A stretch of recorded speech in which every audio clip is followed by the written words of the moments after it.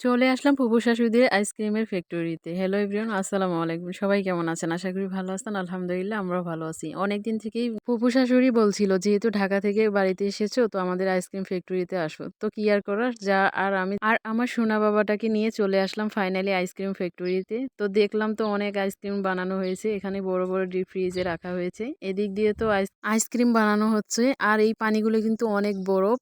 এই পানির উপরে এই আইসক্রিমগুলো বানিয়ে উপর দিয়ে রাখা হচ্ছে। এরকম ফার্স্ট টাইম ফ্যাক্টরিতে এসে দেখলাম আইসক্রিম বানানো। অনেক ভালো লাগলো। আর এখানে তো তারা কাজ করছে আর আমি একটু ভিডিও করে নিচ্ছিলাম। তারপরে আমার ফুফা শ্বশুর তো অনেক কিছু খাওয়াতে চাইলো। তারপরে আমরা আর গরম যেহেতু একদম ঠান্ডা ঠান্ডা 7 আপ এনে দিল। আর এখানে খাঁটি গরুর দুধের একদম মালাই চা পাওয়া যায়। সেই দুধ মালাই চা আমরা খেলাম। সেই ভিডিওটা করতে পারি নাই। তো এখানে তো আইসক্রিম তো খেতে খেতে একদম শেষ আমার সোনা বাবাটা। আমরাও খেয়েছি। তো অনেক ভালো লাগলো।